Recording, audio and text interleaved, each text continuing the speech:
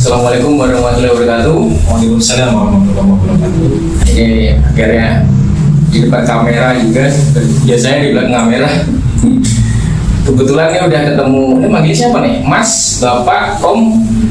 Coba. Karena saya orang Sunda, panggil aja AA. Aduh,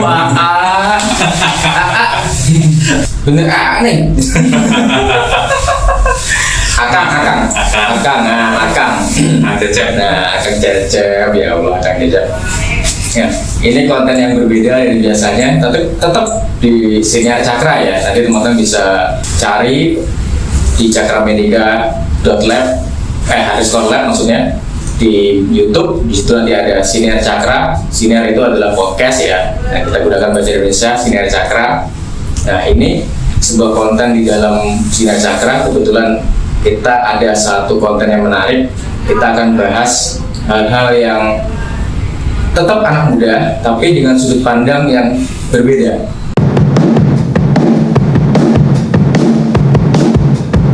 Jadi gini Pak Jack, kemarin itu kan lagi rame nih flexing.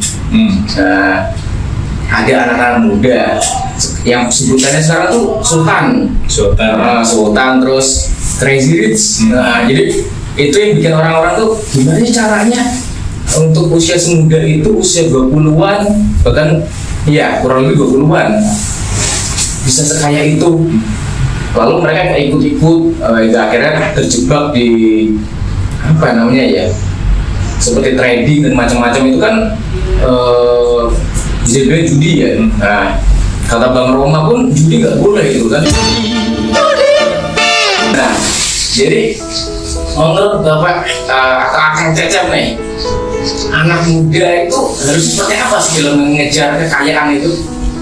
Baik, terima kasih Mas Adit. Bismillahirrahmanirrahim. Assalamualaikum warahmatullahi wabarakatuh. Alhamdulillahirrahmanirrahim. Allahumma sholli ala Muhammad wa ala ali Muhammad. Segala puji bagi Allah yang telah mempertemukan kita di tempat yang mulia ini. Mudah-mudahan acara podcast ini bisa memberikan manfaat bagi kita semua. Baik, Mas Adit, terkait dengan yang lagi viral saat ini yaitu flexing ya.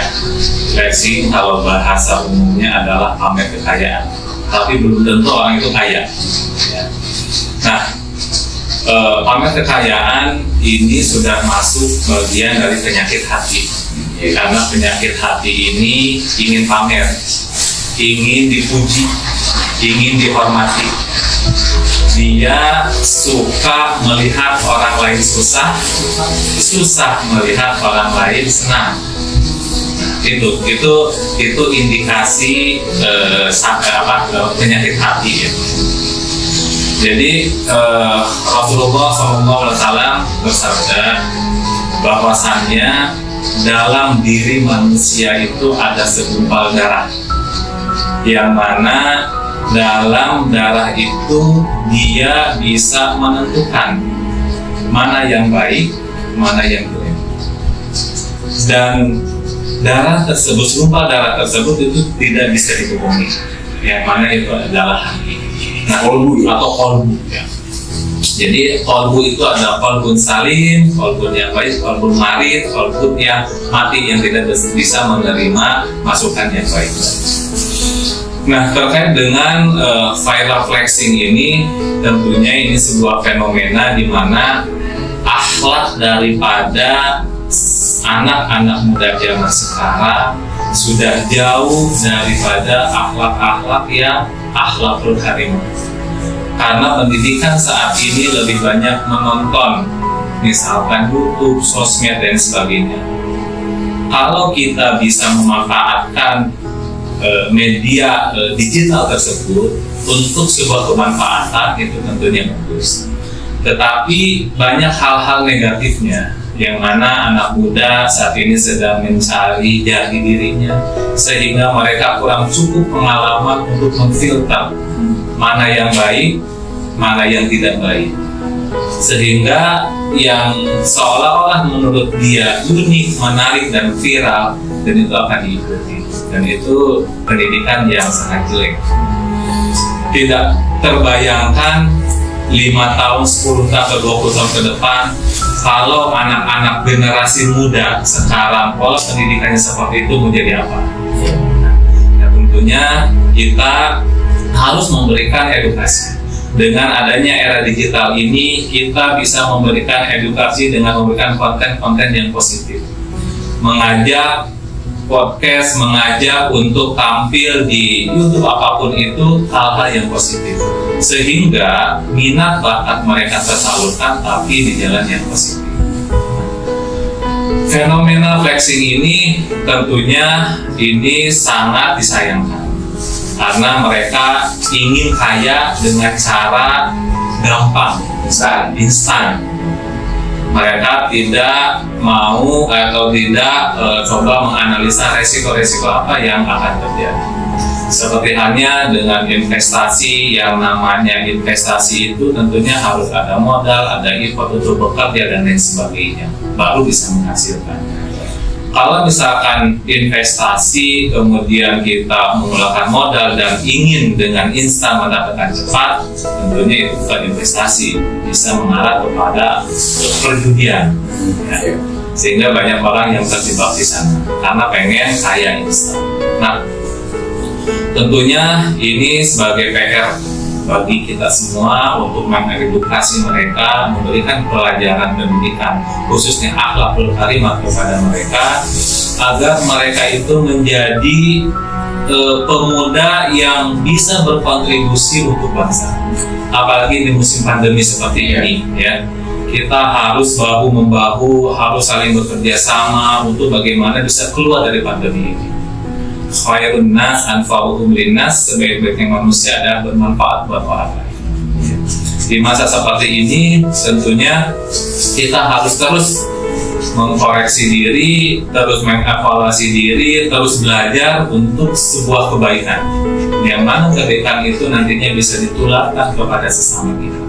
Dan mudah-mudahan kalau itu terwujud, maka Indonesia akan menjadi negara dengan masyarakat yang berakhlakul karimah yang baik. Harapannya seperti itu. Jadi ketika ditimpa musibah, maka seorang muslim yang menerima musibah dengan penuh kesabaran itu akan menjadi pahala. Banyak kisah-kisah zaman dulu, zaman Rasul, zaman Nabi, ketika para Nabi diuji, ditimpa musibah yang sangat dahsyat di luar kemampuan kita, tapi mereka kemudian bersabar dan mereka akan mendapatkan hal yang besar. Dan Allah memberikan mengabulkan doanya, kemudian dia menjadi seorang Nabi yang mulia. Berarti anak muda yang masih miskin-miskin ini harus bersabar ya? Nah, kalau miskin dan tidak miskin ini tentunya kembali kepada diri sendiri. Allah itu tidak akan merubah sebuah kaum kalau kamu tidak merubahnya sendiri. Kalau zaman Rasulullah, ada nggak pemuda yang masih muda tapi sudah kaya-kaya gitu? Ada beberapa kisah di zaman Rasulullah, pemuda yang kaya-kaya. Salah satunya adalah sahabat Abdurrahman bin Auf. Ya. Abdurrahman bin Auf itu beliau ada sebagai saudagar, sebagai bisnismen. Ketika dia bersinggah di setiap negara atau setiap kota, kemudian yang dicari adalah pasar. Yang mana pasar itu akan dijadikan sebagai tempat muamalah, bertransaksi. Mereka bawa barang dari negara A, kemudian dijual di negara B, kemudian dari negara B, kemudian di negara C, seperti itu.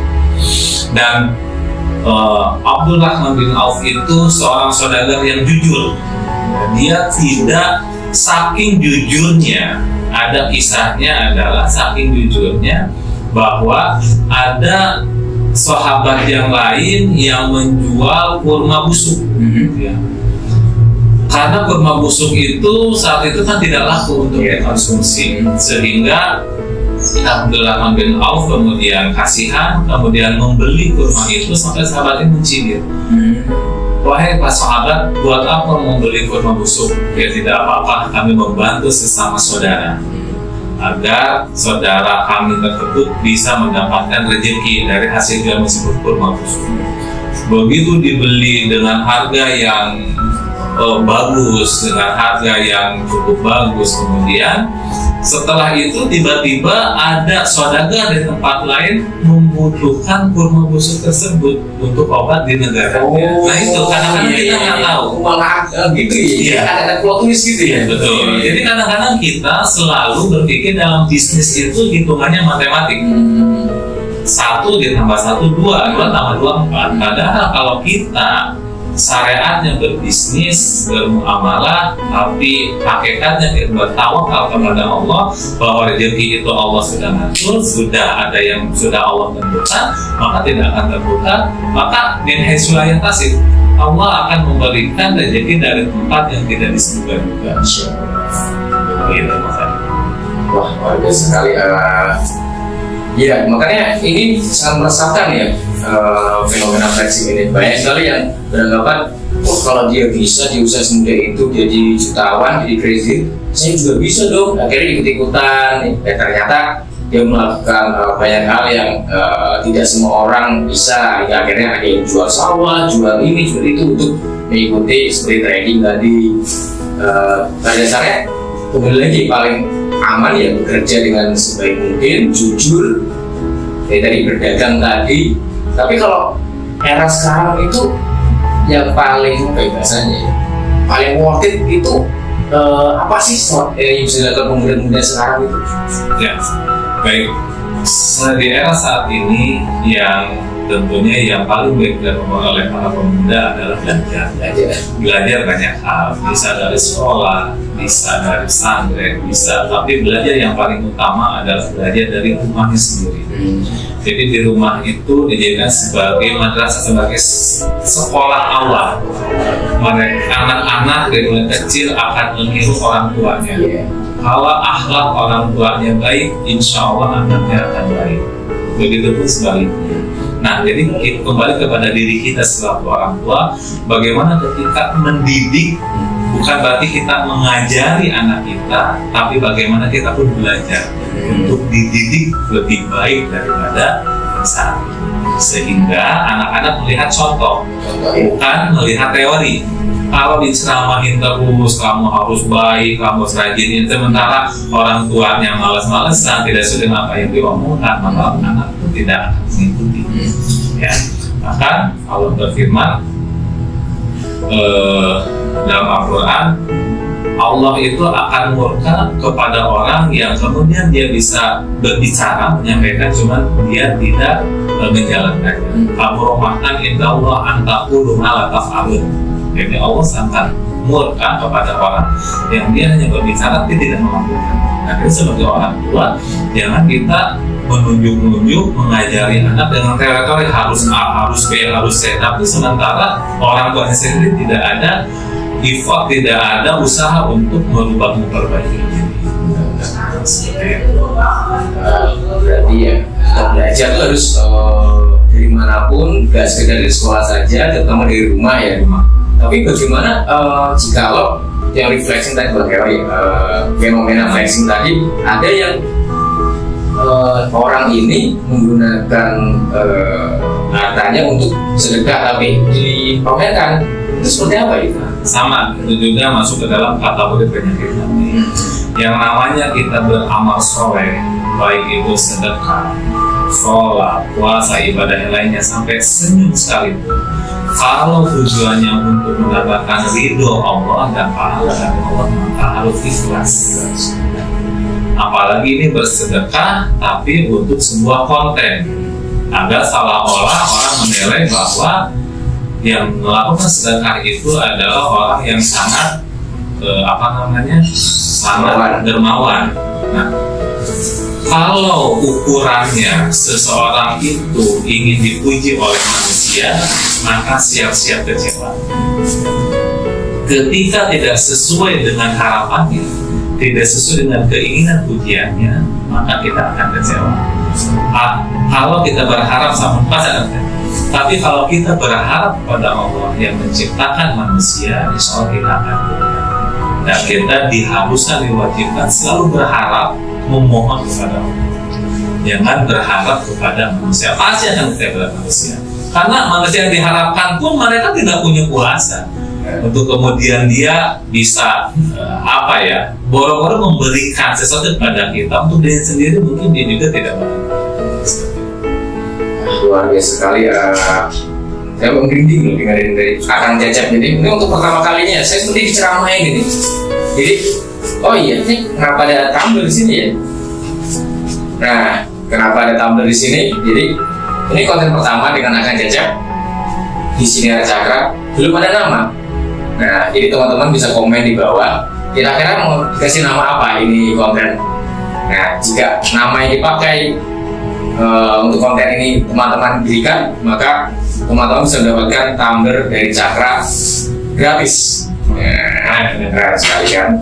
Jadi silakan kasih nama terbaiknya dan kami tunggu. Kan kasihan kan konten yang kita bikin capek-capek, Pak Akang Cecep ini sibuknya minta ampun untuk meluangkan waktu ke sini, masa nggak ada nama kan gitu. Ya kembali lagi ya, fenomena anak-anak muda yang bisa dibilang jadi panutan sekarang ya, dengan kekayaannya, pamer mobil, Ferrari, pamer mobil ini, motor, terus donasi kemana-mana, buat konten itu banyak sekali yang orang berpikir, wah saya ikut dong, nggak usah apa, ikut dong, nggak kira. Kemarin sempat saya lihat ada, malah bukan anak muda lagi, ibu-ibu, bapak-bapak ikut-ikutan beli token kripto. Mereka tidak belajar, ini tuh bisa naik turun harganya, dia tidak semudah itu. Ada juga yang mengatakan, kok angka saya kok turun ya, bisa nggak saya ambil aja untuk biaya sekolah anak saya, bisa nggak saya ambil aja untuk ternak sapi. Kan saya bagi itu tersentuh gitu. Di era sekarang tuh melihatnya kayak gampang sekali, ada yang main trading, ada yang main kripto, NFT yang kemarin si Gojali Everyday yang dapat miliaran rupiah dari jual foto selfie, nggak semuanya ikut-ikutan, ada yang foto selfie, foto KTP, itu kan lucu sekali gitu. Seakan-akan tuh mereka tuh beranggapan, wah cari uang tuh gampang ya, nggak harus.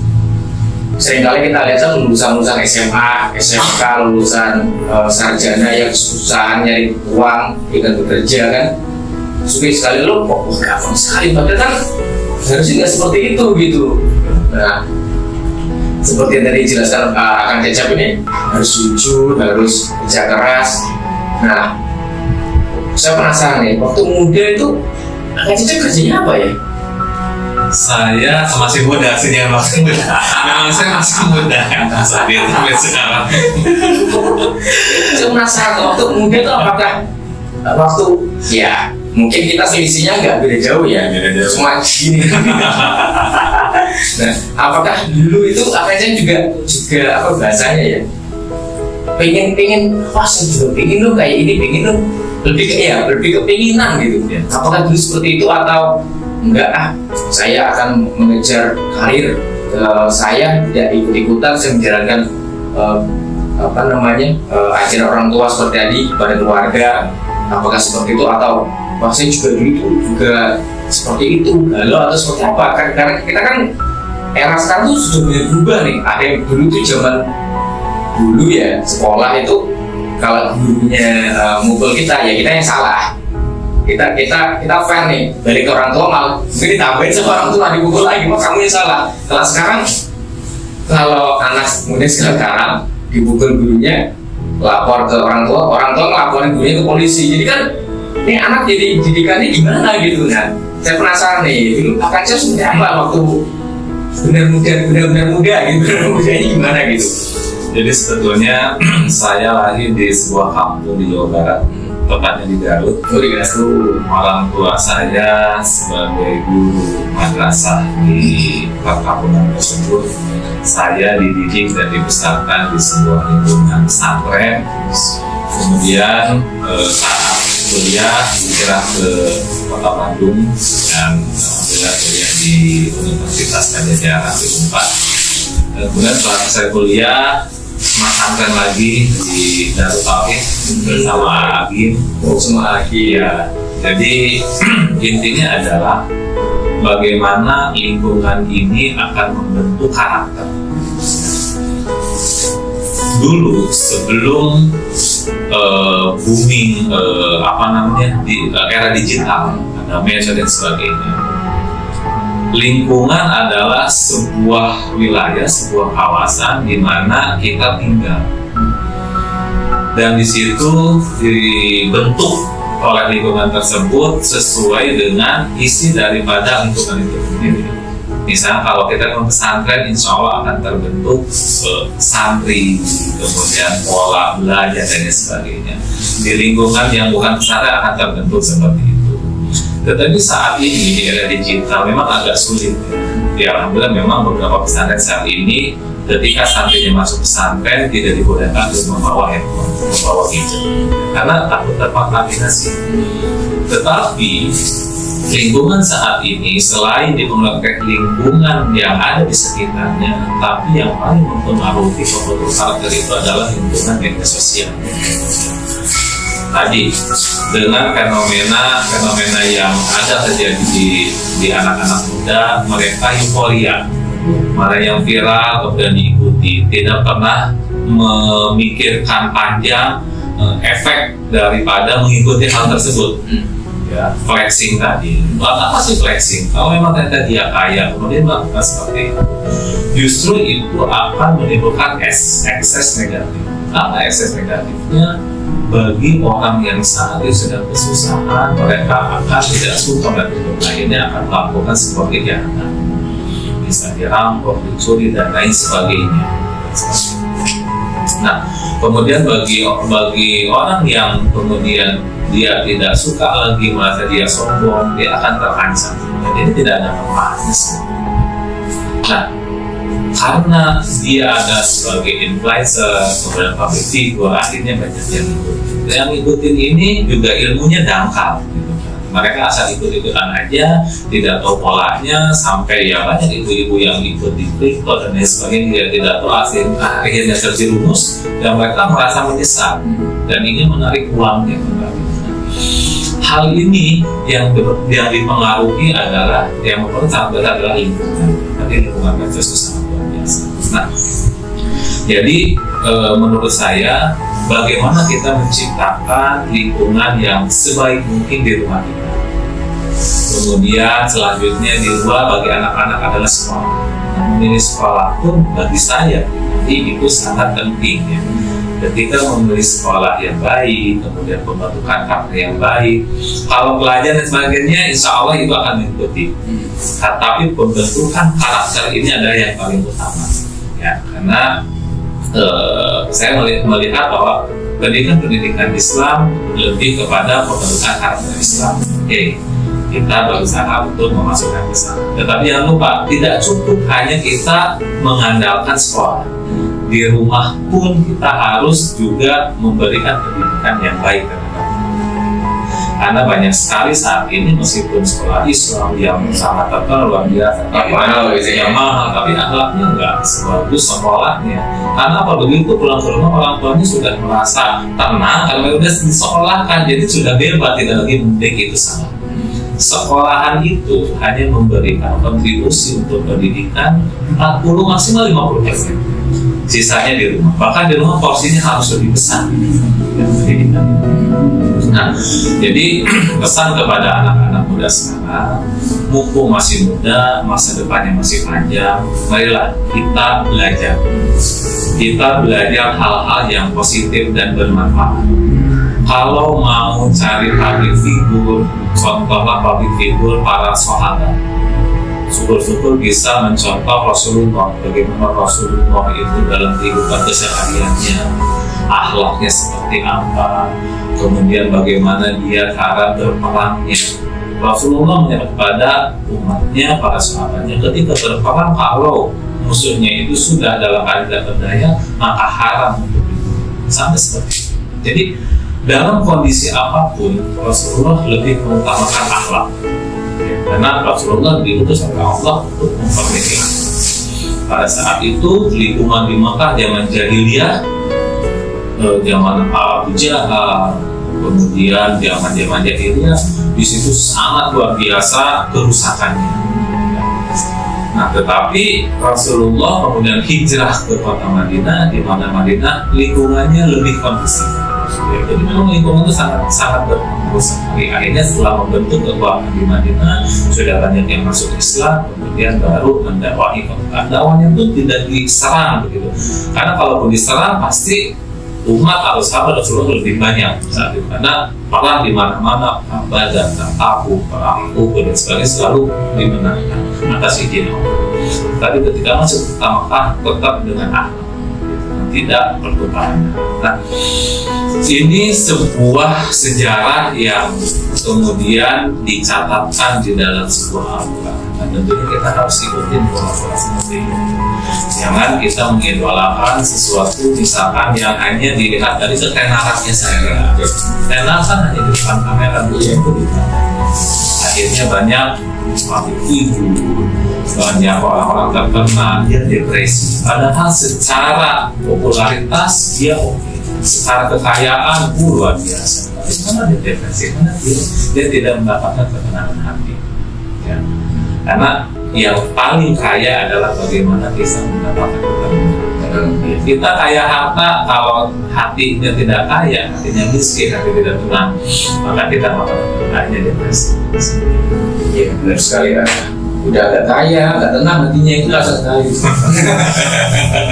Ya, benar sekali dari pendidikan itu hanya berapa persen yang penting di rumah ya. Tapi kalau saya paling lama itu bukan di sekolah atau bukan di rumah, tapi di rental PS. Rental PS ya. Di rental PS. Saya tuh alhamdulillah, tapi di situ kenal banyak orang, banyak teman, beda sekolahan. Kalau sekolah ya gitu aja kan. Nah, jadi luar biasa ya tadi apa namanya tahu sih atau apa ini sebuah inspirasi ya dari Kang Cacap ini. Saya sampai bingung mau nambahin apa ini. Benar-benar masukannya luar biasa sekali, benar-benar menginspirasi. Jadi ya kembali pada diri kita, jangan tergiur sesuatu yang berkilauan di luar sana. Belum itu sesuatu itu pantas kita pakai gitu. Kita gunakan saja yang kita punya, bekerja keras, jujur. Jadi kata-katanya benar-benar balik pada pribadi kita. Lingkungan sangat mempengaruhi, tapi pada dasarnya ya hati kita harus damai, harus bersih, kembali pada keluarga kita. Jangan sampai kayak kita lihat itu mempengaruhi kita jadi ikut-ikutan, hingga akhirnya kita tidak bisa menemukan diri kita sendiri. Ya mungkin ini berapa menit ini? Wah, hampir setengah jam ini kita ngobrol, gak terasa di edisi perdana ini.